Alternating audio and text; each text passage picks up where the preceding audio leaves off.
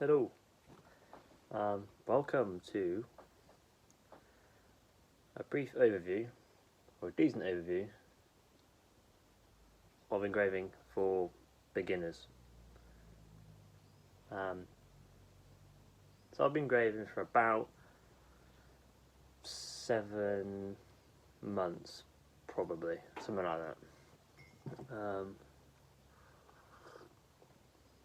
Cup of coffee. And starting off is definitely not the easiest things, the easiest thing to get your head around. It's very much a very slow learning process, and I cannot stress that enough in terms of if you want to do this solely on your own and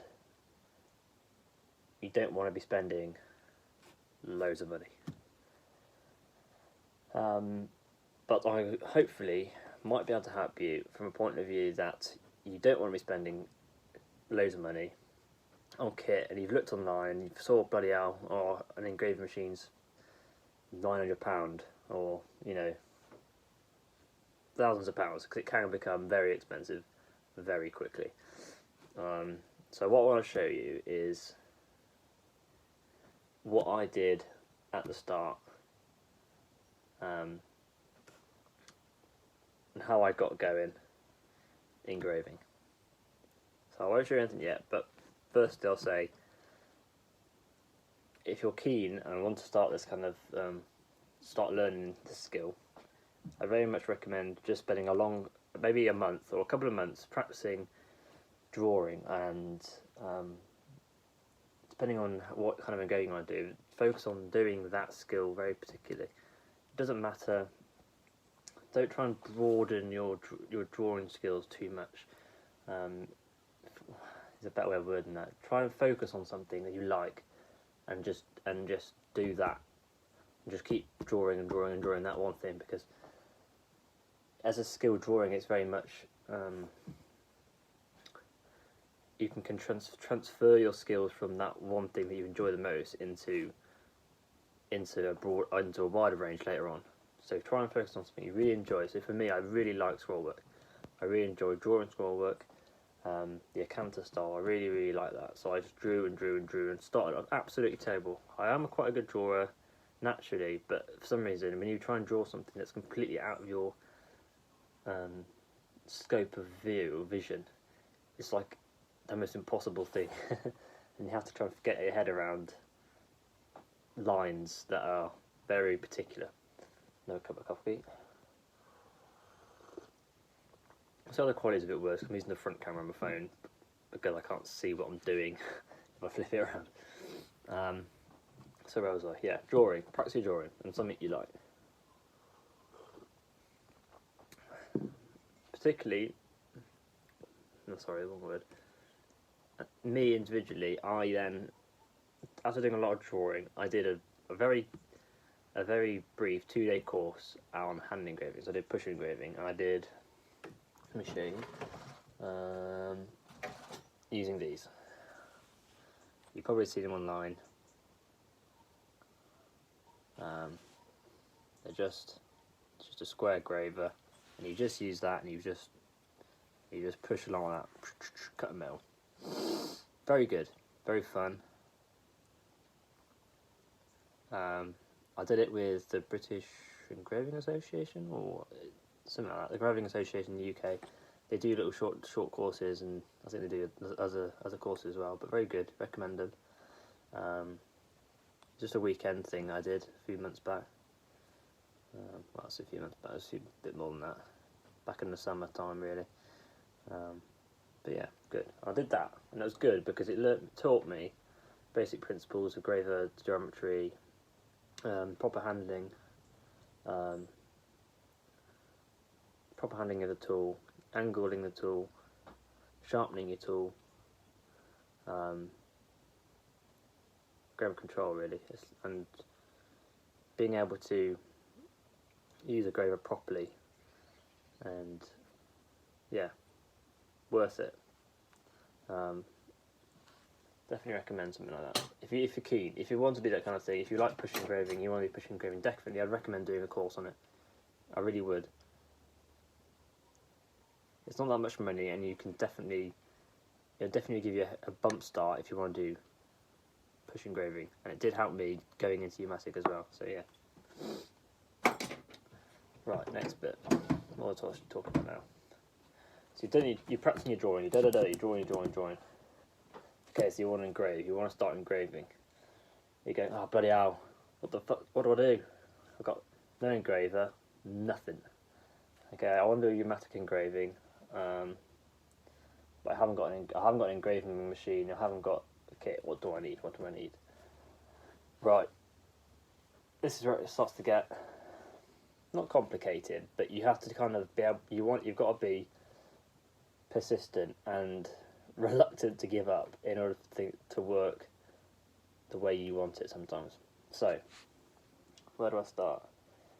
I watched and I really enjoyed Sean Hughes' videos, and he's made a video on how to make your own hand engraving machine, and he links to another guy who he followed from. But if you want to go and check him out, he made a video and a few videos on how to make your own machine, which I basically followed to create my very first engraving machine. And let's see if I've got it here somewhere. I do. This was basically my first engraving handle and tool. This was it.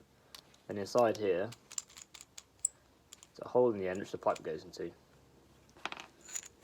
I've got a spring. Inside that is a ball bearing that sits in the end, right?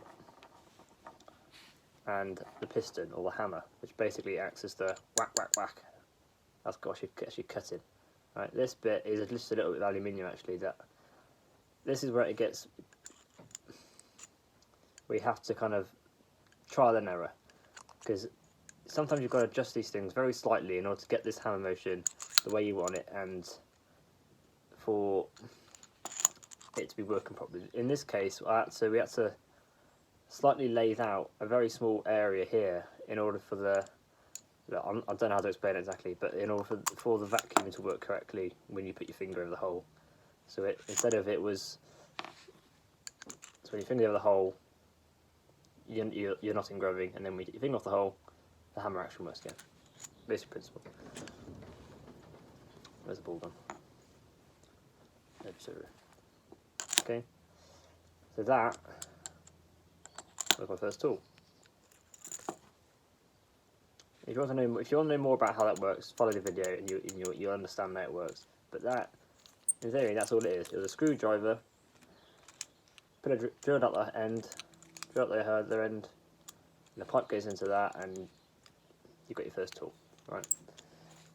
That is very, very basic. But I mean, that was probably quite a few days of trying to figure out how this worked, even following the video, because it just varies depending on your case. So my engraving machine, that's probably the harder bit to figure out is the tool. The actual machine itself is not so bad. So I think I can turn it around here, and I can show you what's going on. I don't know actually. I don't know if I can. Can I?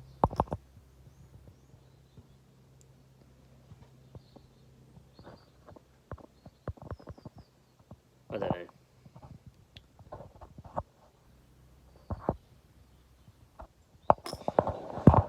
Right. So basically, small air compressor. You watch the video. Small air compressor, and you basically take out a little piece in the top of the compressor. You just it's like it's so hard to show you. This bloody camera. Oh, for Christ's sake! Right.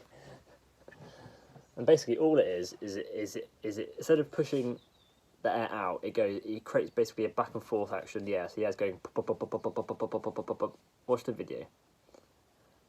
and you'll understand. But it basically creates that suction back and forth, which sucks the piston inside here, back and forth in here, which creates the hammer action, right? And on the thing, I've got a little board. I basically created up a little board, a control panel for the engraving machine, which just has which controls the voltage, or the voltage to the compressor, and then just a power on switch, and that's it. And I can control the speed of the air going back and forth in your device, which controls the speed. Right, simple. That's that. So you've got your engraving machine. That's how I did it. That was my very first tool, and I then went on from this to something a little bit more different, and some people who do engraving might actually find quite interesting. And it may have been done before, I don't know, but basically what this is an airline. So for like cleaning out gunk out of stuff, basically, and you have like a button on top, and it just shoots air out. But I converted it into a little engraving tool. So basically it's just inside the barrel. It's the same principle, has a small spring in this one with a ball bearing in the end, and then the airline goes in here, pipe here, goes into that, and then I can control the airflow. Instead of having that hole, I have a button which I can control the airflow with, and then it actually really does work quite well as an engraving tool. In the end, I've just makeshift the tool hold a bit to go in the end with just basically a little space washer, and just to hold this end in properly, because it basically had a thread on it that didn't refit. I had to drill it out, but it works fine. And you get the tool bit going now, for example. And if you're keen to do something like that, it is very good. If you're because you can actually hold it very interestingly like this, and it actually works quite well as an engraving tool. So if that appeals to you, it did for me for quite a while. There you go. It's quite a nice, cheap little way of getting your own tool. It's just called blowgun. I don't know what the actual thing is called. It's called B&W. I don't know, but yeah, lying about in the garage. So I was using that for a while, and then I went on. Well, I was using that for a while, and I had actually previously bought this, but I couldn't get on with it. I'm not sure if I'd been using that air gun too long, but I just could not get on with this because I was controlling it up here and not with a foot pedal. But in the last probably 2 or 3 months, I've converted to this and converted to a pedal, and I would say I couldn't go back now. It is definitely the way to go. And if you want to kind of end up doing engraving more and you maybe be doing it professionally, it's definitely the way to go.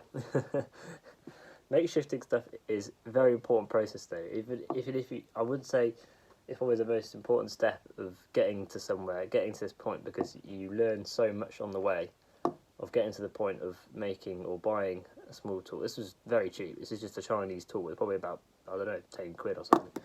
Not a lot, and it works perfectly.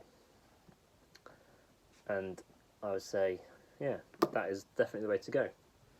But it is a learning process, and I could say that probably took months and months and months and months trying to get to a point where I was actually using this tool eventually. Nice sip of coffee.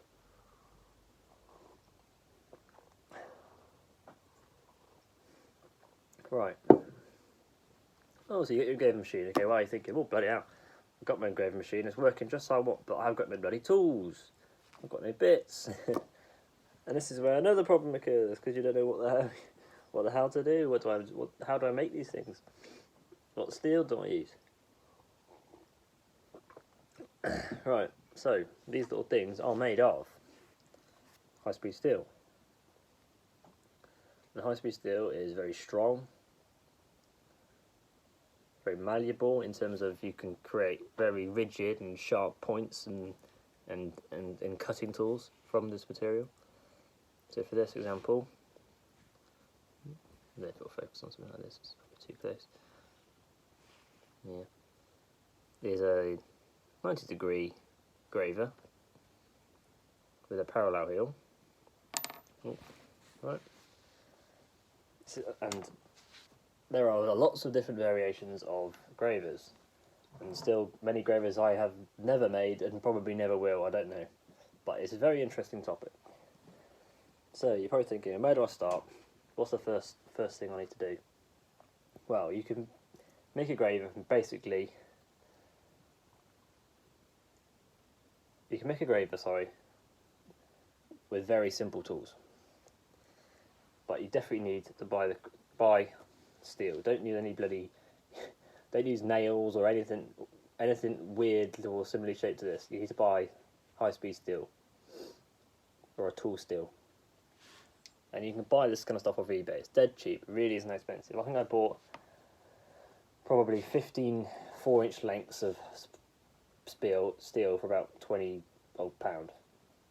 And you can cut those 4-inch lengths into halves, and you'll get 2 tools from one piece. So you're looking at, what's that, about 30 tools from 20 odd quid. So it's actually pretty decent when you look at the prices online of an individual graver, which can be up to about, £30, which seems a bit ridiculous. Right, so you've got your steel, you go, oh yes, I've got my bloody steel. What do I do now? Right, so what you do now, research.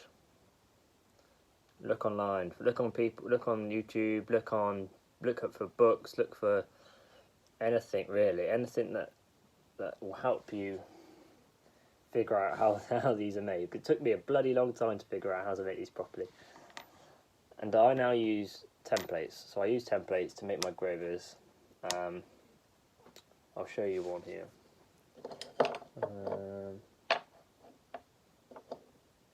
Let's find something I can show you.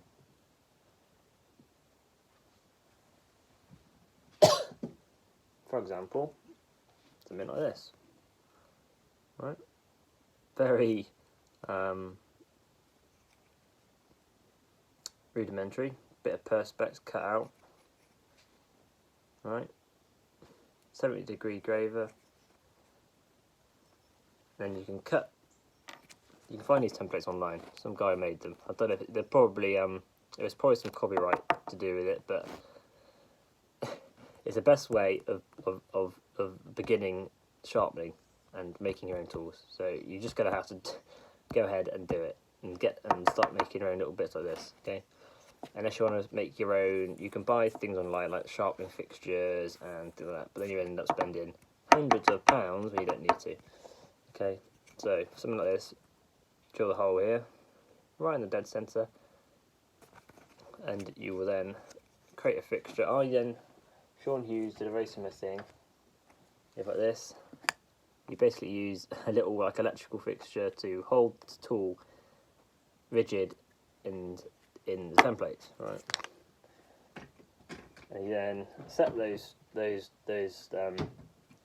your lengths of steel in those fixtures. Depending on your angles, it's usually 30mm off from away from the template, and then that gives you the correct angle when it hits your sharpening surface to create the correct angle that you want. Again, the people have made videos and have made much better videos of me on how to do this, so go and watch those out. Go and check them out because they're a lot better than me. I'm just trying to show you how I got started and where you begin. Very rudimentary beginnings. Then you've got your templates or whatever you want to sharpen on something, so you can use any sort of diamond sharpening stone. And a lot of these templates you have to set 1/2 inch from your surface to your sharpening surface. So you'll be working,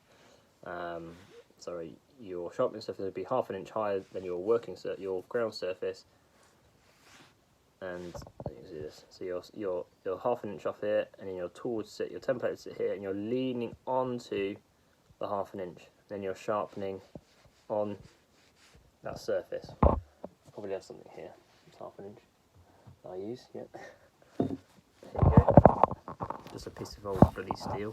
This is exactly half an inch. And then you'll be sharpening on the surface, leading on to that sharpening. Right. So that's how that does that. I now use, if people are interested, a sort of hone, but not a hone. It looks like this.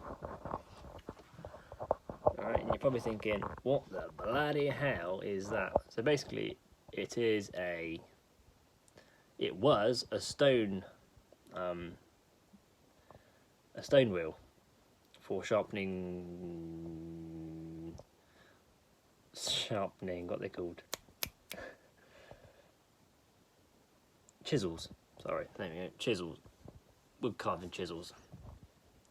And basically, what I did, as you might be able to see, just flip it around, is 2 on buttons, and it's flipped on its side. It's basically flipped on its side, and then I've set up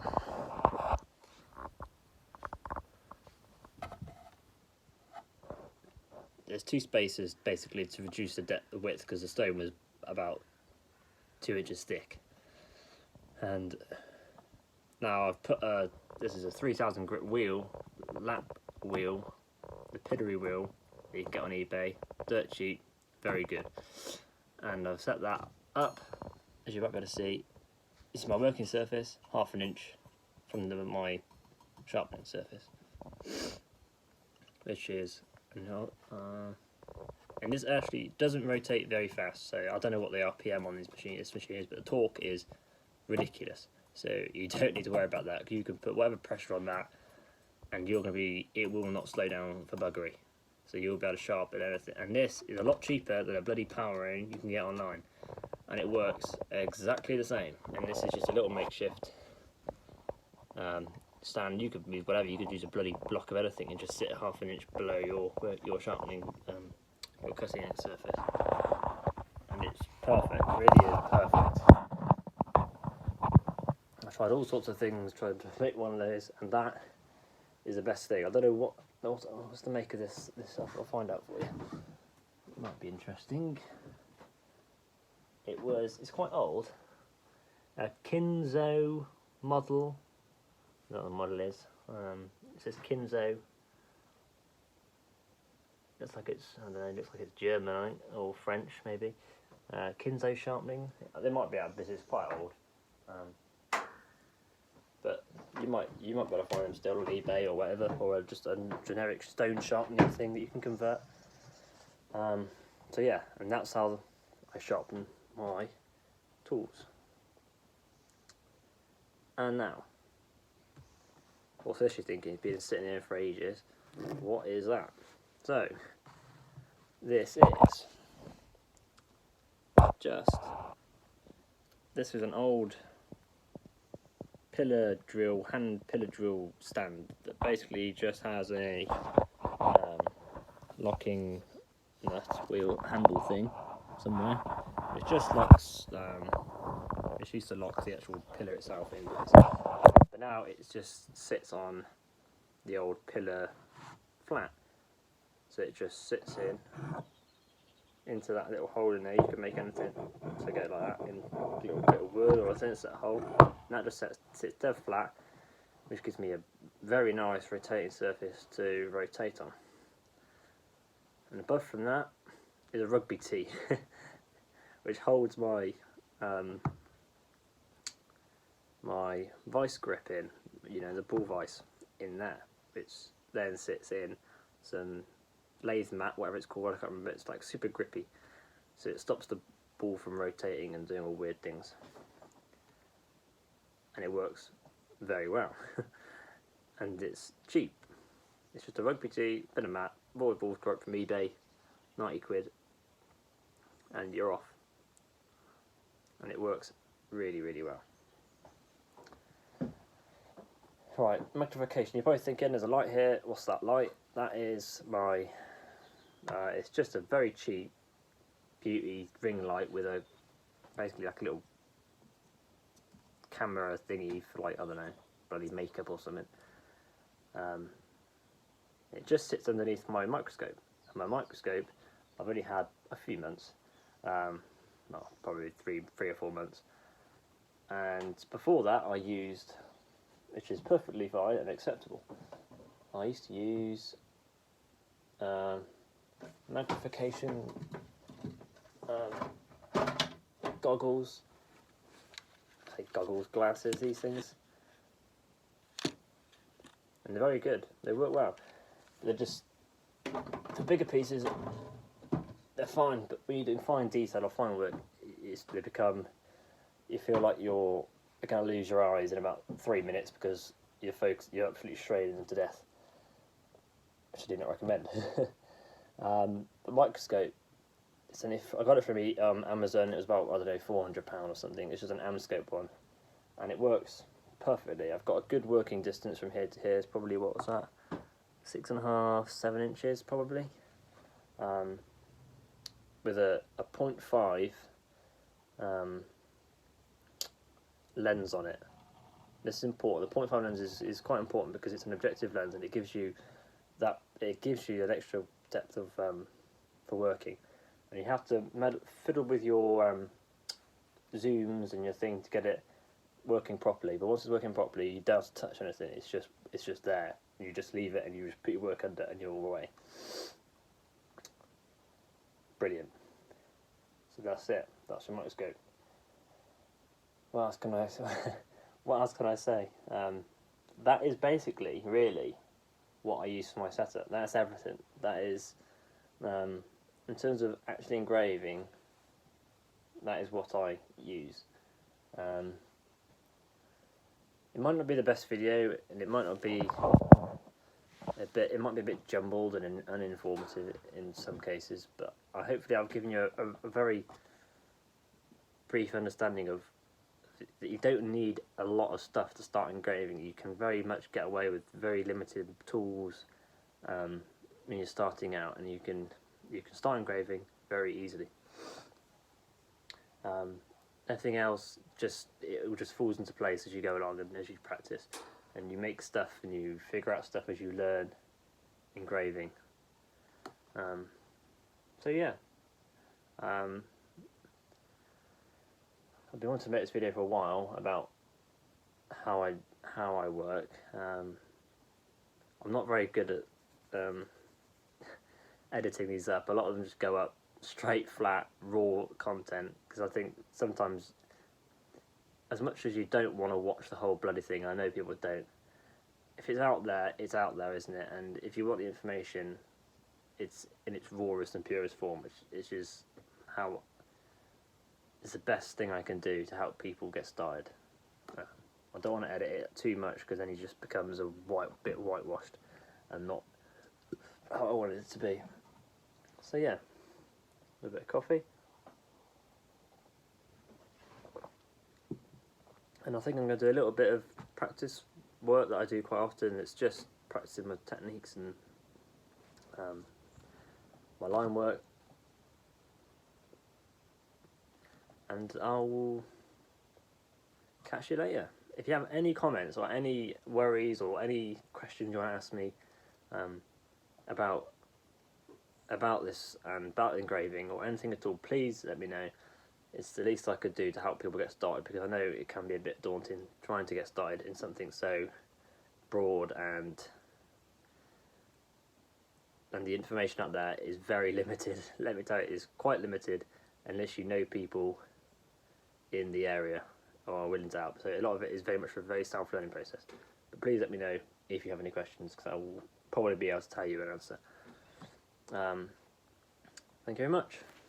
Please subscribe and like the video if you did, and don't if you didn't.